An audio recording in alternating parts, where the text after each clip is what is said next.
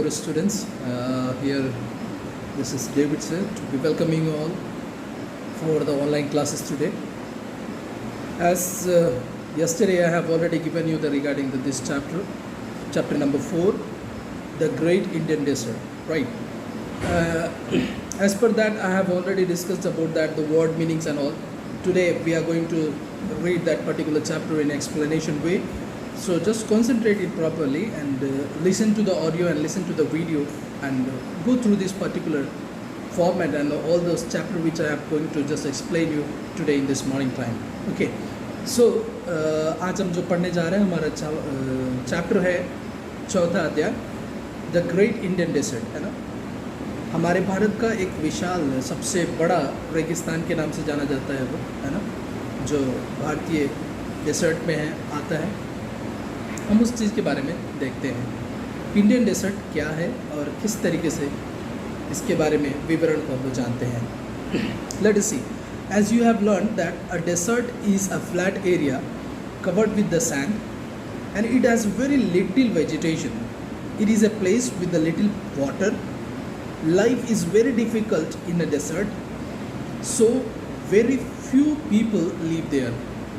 कहा जाता है कि डेजर्ट जो होता है वो काफ़ी बहुत बड़ा एरिया है जो कि पूरे तौर पर बालू से ही सिर्फ ढका हुआ है और यहाँ पर वनस्पतियाँ काफ़ी कम होती है क्योंकि आप जानते हैं कि बालू में खेती करना काफ़ी मुश्किल होता है. और ये एक ऐसा प्लेस है जहाँ पर पानी काफ़ी कम है, पानी ना के बराबर ही होता है. लाइफ जो है डेजर्ट एरिया में मुमकिन नहीं हो पाता है और हर किसी के लिए संभव नहीं है कि हर कोई जैसा चाहे वहाँ पर जाकर के अपने जीवन व्यापन कर ले. It is not possible, it is not so easy that आज जो हम लोग ऐसे कॉमन एरियाज़ में हम अपने जीवन को व्यापन करते हैं, that is not possible. It is not so silly, है ना. ये काफ़ी डिफ़िकल्ट होता है लोगों के लिए. लेकिन यहाँ पर हम लोग देख रहे हैं the great Indian desert is situated in the north western part of India, है ना.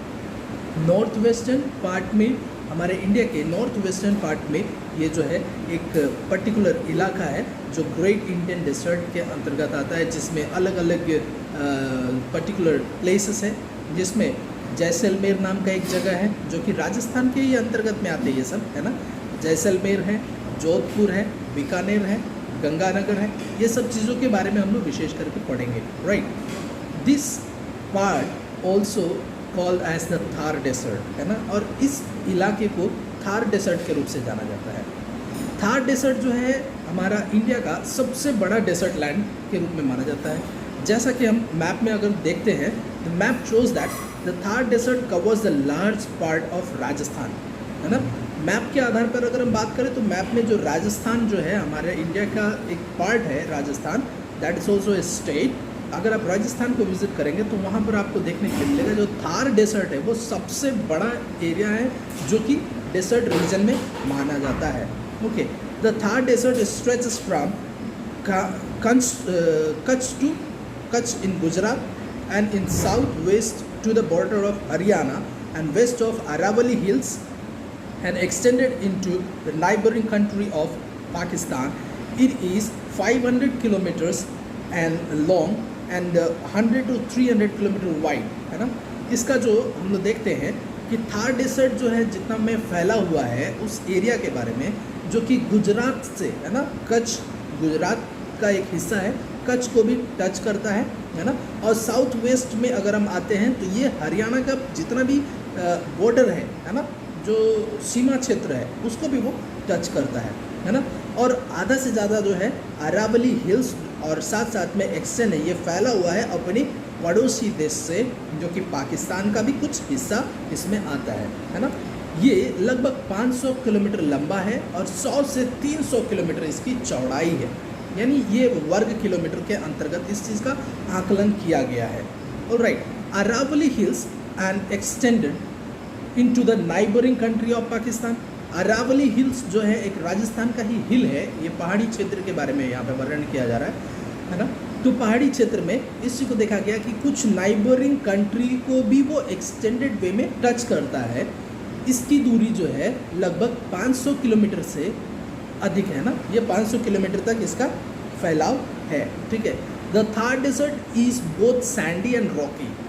थार डेजर्ट जो है कहीं कहीं पे पथरीला भी है, चट्टान से भरा हुआ है, और कहीं कहीं पे पूरा बालू से ढका हुआ है। Alright, the sand is in the form of a small hillock और dunes which are formed by the desert wind, है ना।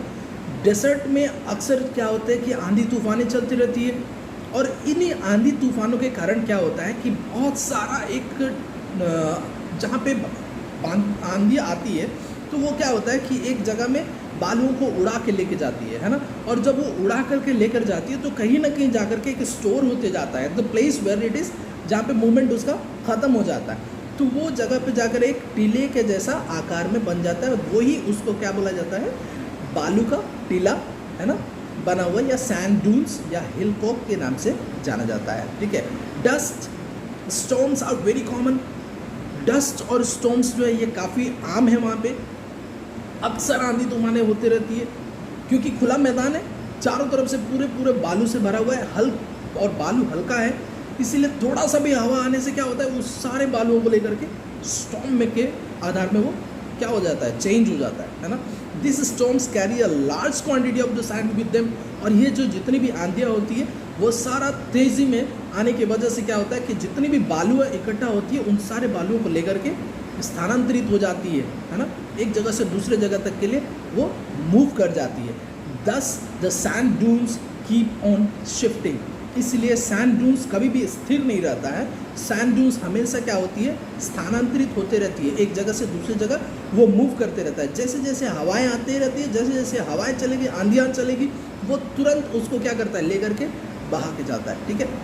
The climate of the Thar desert is of the extreme type. In winter the days are pleasant but the nights are very cold, है ना।